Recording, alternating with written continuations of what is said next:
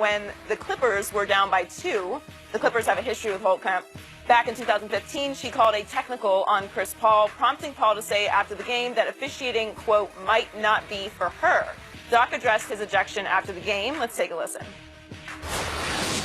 Well, I thought it was awful tech. Honestly, I think you guys know why the tech was called. The official who had nothing to do with the play thought I was yelling at Lauren, and I wasn't. We were actually, she said, Doc, you're right or whatever, let's walk back. We were walking. We weren't even arguing. So it was the damnedest tech to give at that time. And, what the league's going to do, they're going to fall back on he crossed half court. That's you see tomorrow, that's what they're going to say. And we're going to all know that that's not the real reason. I don't think an official that has nothing to do with the play should be giving someone a tag. That's my thing. That's why I got upset. He didn't know what we were talking about, and it wasn't even an argument. So, but listen, that had nothing to do with the game, and that's not why we lost the game. Skip, whose side are you on here, Doc or the refs? I must admit, I watched this game last night. I tweeted about it when it ended. I was more on Doc's side last night than I am now. The harder I looked at the play in question, the more I am on Lauren Holtkamp's side in the way she handled this. Doc Rivers, in the end, let his anger go completely over the edge. He needs to be fined for it because this became a bad look for the NBA. And in the end, it appeared that he wanted to do bodily harm, not to Lauren Holtkamp, but to Kenny Maurer, the ref who called the first technical foul, as he had to be restrained from getting out there. And I don't think it was for show.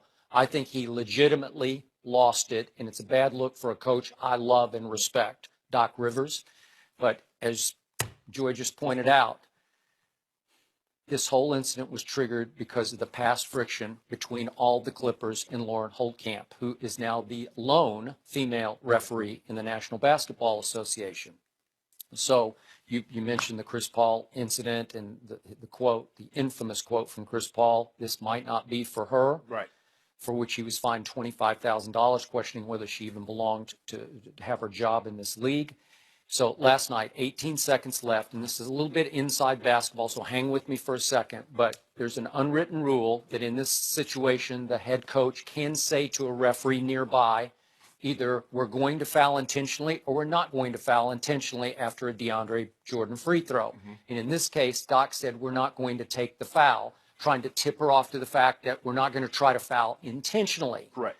The problem here was that DeAndre made the free throw, and as the ball is inbounded into the corner, two Clips run to the corner and double team trying to steal the basketball, and I thought Brandon Bass did foul. It got very physical in the corner, and just because the head coach warns you we're not going to take the intentional foul doesn't mean that as the referee in question, you can't say, yeah, but you actually did foul unintentionally. Right. They unintentionally fouled. It's borderline. You could have gone either way. Maybe you let it go. But I cannot condemn her for calling that foul. Right. Doc did. But Doc didn't lose it at that point. He walked up the floor with her. Lauren, I told you we're not going to foul intentionally. Why'd you call it?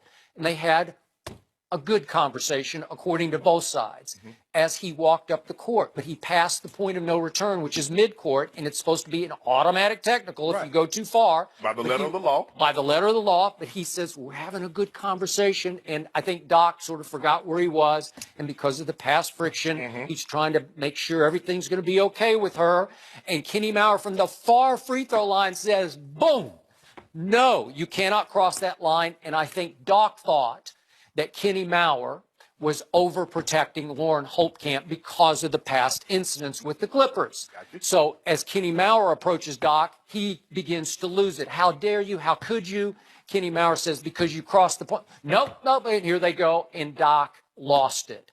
It's just such a bad look for the league. I was shocked. I've never seen Doc do that before, and it's riveting video because it's real, man.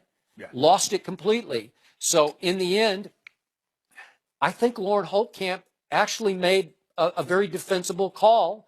And in the end, I think all this was also exacerbated by the fact that Doc's team that I picked to win the West, that got off to a great start, has now lost 3 in a row and lost a 13-point lead in the fourth quarter and was losing in overtime by 2 at that point.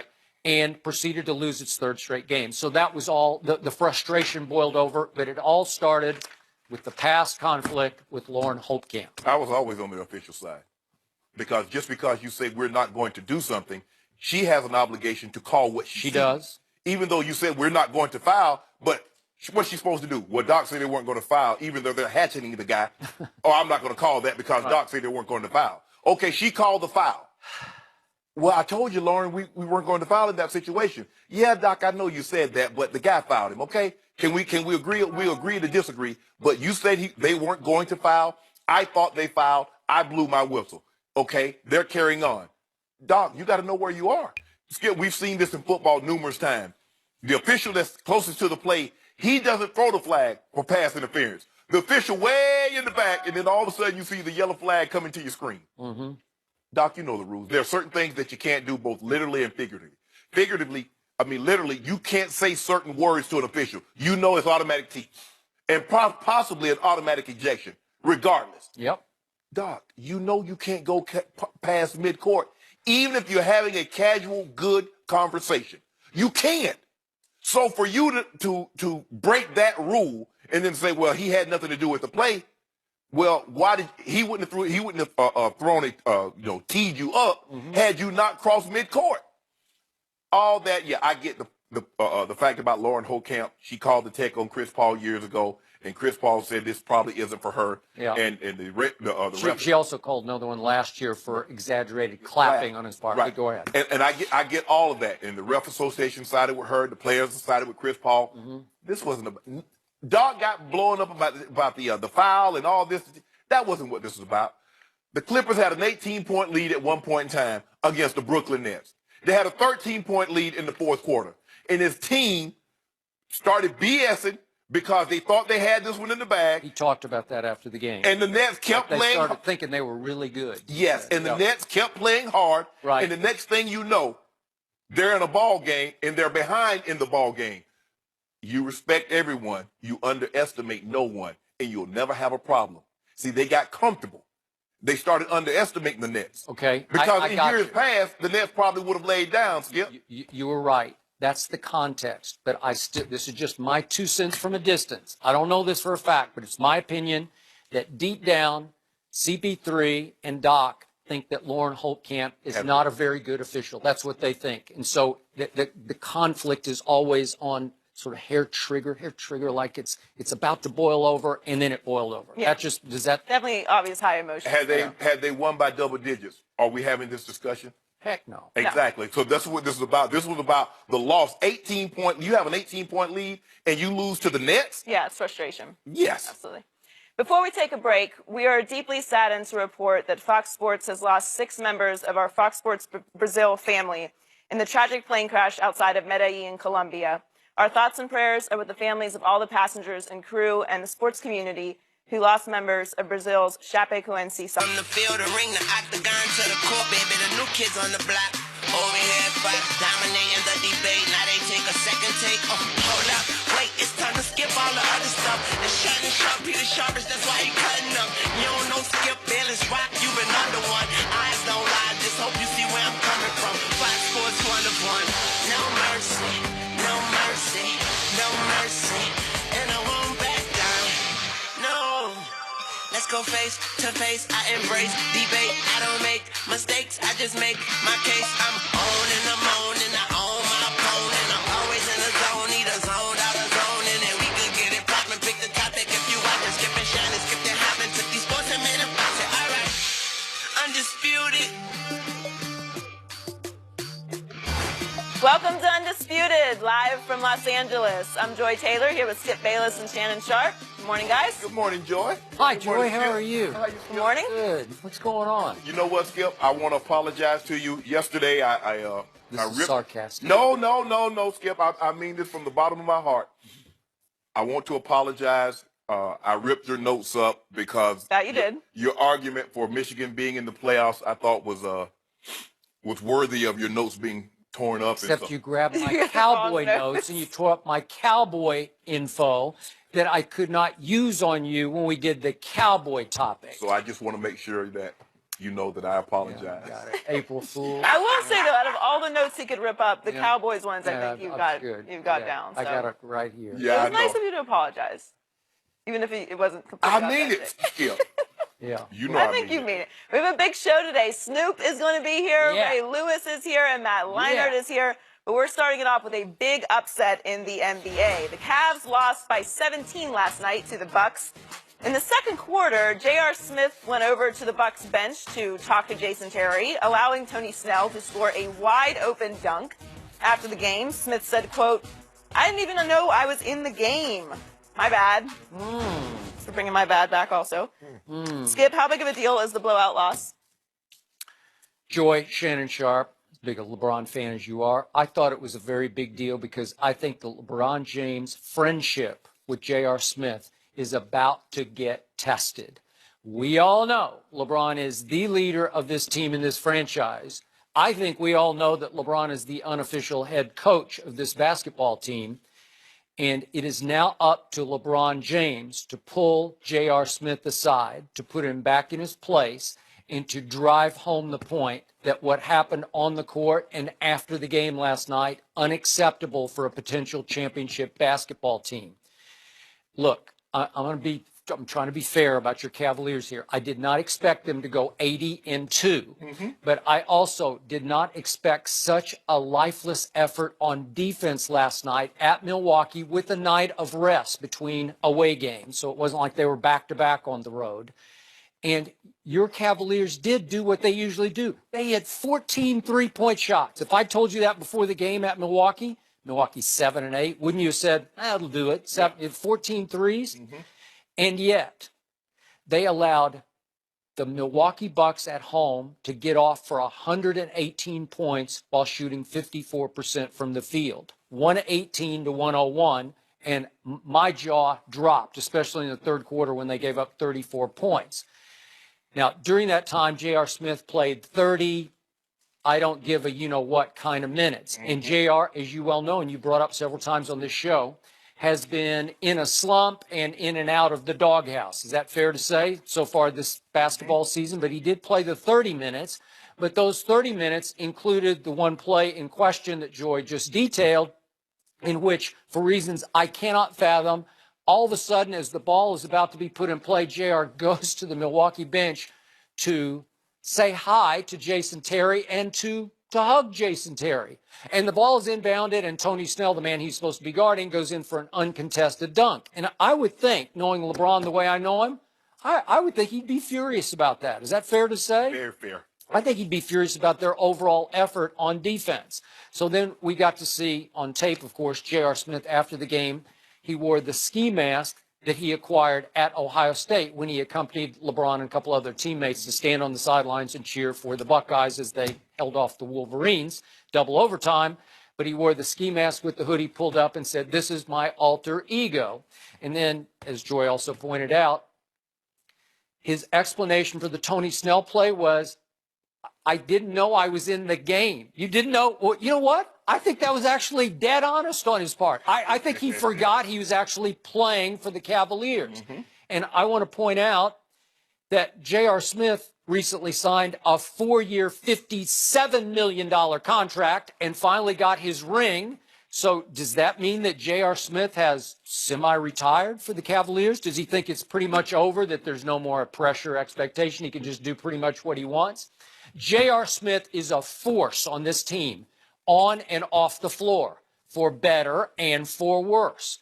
And if allowed to go unchecked from this moment forward, he will be the undoing of a potential championship team. It is time for LeBron to step in and lay down the law. The loss is not a big deal because there are going to be some nights the ball just doesn't bounce your way. There are going to be some nights that everything the opposing team puts up is going into the basket. And for whatever reason, it's just not your night that night. So the loss doesn't concern me because we've seen them lose even last year, lose by wider margins than this, then come back the following night and win by a large margin. But I agree, I'm concerned with J.R. Smith because I saw him Sunday play over 35 minutes and didn't score a point. He's in his worst shooting slump since his rookie season. Now, I don't know what's on his mind.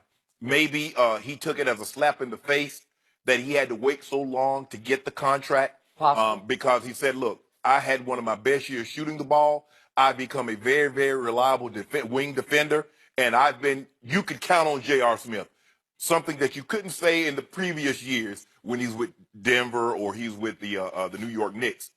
So that is concerning. You're the defending champ, and a large part of that reason why you are the defending champ was because of J.R. Smith.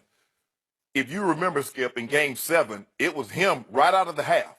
Hit 2 quick threes and a 2 to get the Cavs right back in the ball game, because that game could have easily gotten out of hand had he not come in with a hot hand in the second half. And may I quickly interject that it was J.R. Smith who got there first on the chase down block, the greatest block of all time, and he undercut, remember, Iguodala, and made him slow down and flinch a little bit, which allowed LeBron to come in a split second later with the greatest block in the history of blocks, just for the record, but go ahead. And so now you remember when the Cavs traded for Timofey Mozgov and Iman Shumpert, J.R. Smith was a throw-in. The GM asked LeBron, we're going to get Mozgov, we're going to get Shumpert. They want to throw in J.R. Smith. What do you think about that? LeBron said, I got him. I got him. He did.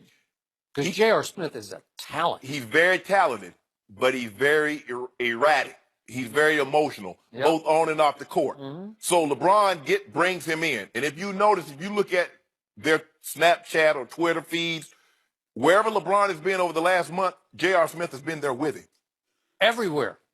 I mean, they seem inseparable to They me. were when they were campaigning, when LeBron was campaigning for Secretary Clinton, J.R. Smith was right there in the background. He was. For J.R.'s turkey drive, LeBron was right there. Yep. And when LeBron was dancing after that pick six on the sideline at the Horseshoe, right? Who was dancing with him? J.R. Smith. Thank you. The Indians game. Yep. He's right there. He was. So we know the type of relationship they have. Skip, there's no question in my mind. LeBron James talked to J.R. Smith last night. There is no question in my mind also that moving forward, you will not see a lapse like this again from J.R. Smith. Because a coach talking to you is one thing. The general manager talking to you is something else. But I took it to heart more when my quarterback, John Elway, would say, I need you to make these plays. I need you to give me a little bit more effort. Yeah, Gary could say that. Yeah, my position coach, even Mike. But that was the guy. Because when you let those guys down, the guys that you practice with, the guys that you travel on the plane and you play in cars and you're talking, the guys in the locker room, when you let those guys down, that's when it means the most. That's when it hurts the most, because you know that LeBron, especially LeBron, has invested so much of his time and his energy and his effort into you to make sure that the image that you had in Denver, the image that you had in New York, that it doesn't carry over to, it's a clean slate. Yep. And he's done a great job thus far. But last night is unacceptable. Yeah. I don't care if they lose by 50. But you don't play games like that in the middle of a game. You don't do that. That's unacceptable, JR. You know that, but moving forward, we won't have any more conversations about J.R. Smith unless it was the night he got hot and hit 10 threes. Okay, you bring up a great question. The question may be facing this team moving forward the rest of this year. LeBron is obviously playing to build a Mount Rushmore legacy. You think he's already up there? I need to see a little more. He needs to continue to build. Yes. I think maybe in JR's heart of hearts, JR's kind of done with all that. Like, he doesn't want any more pressure. He wants to play when he feels like playing, and it's not going to be LeBron's way. And I will bet you, if you called George Karl right now at this moment and said, what will happen with JR going forward? Obviously, George coached him in Denver. George would say, and I know George pretty well, and I haven't asked him this, but I will bet you he'd say, good luck with JR the rest of this year. I'll bet if you call Carmelo right now, obviously a teammate of JR's with the Knicks, I'll bet you. And Nugs. And Nugs, that's a good point. That Carmelo would say right here, right now, good luck with him going forward, because Carmelo couldn't put him back in his place. But Carmelo doesn't have the cachet of LeBron. LeBron's a 4-time MVP. I got you. He's a champion. Okay. And if you look at LeBron, LeBron is a family man. He's not all about being out. He's not about popping bottles or being up in the clubs and all that. LeBron is about the business of winning. I do not believe we will have a conversation in this manner again about J.R. Smith. I'm willing to. You better hope not, for your sake. Bron got this. Bro, you listen. There are certain teams when you go to, you know the behavior was expected of you. How you act at, say, let's say the Oakland Raiders or somewhere else in years past, not this year, and then you go to the Patriots. You look at, they said Randy Moss was a malcontent in Oakland. He went to New England. And Okay, but he became a malcontent again in New England at some point after they had won, right? Yep. Or they actually didn't win. They didn't. Right. They did everything but win. Thanks to the luckiest pass in But history. he became a malcontent about what? He wanted more money. He did. JR is getting $14 million. Because here's the thing, JR, what you have to understand.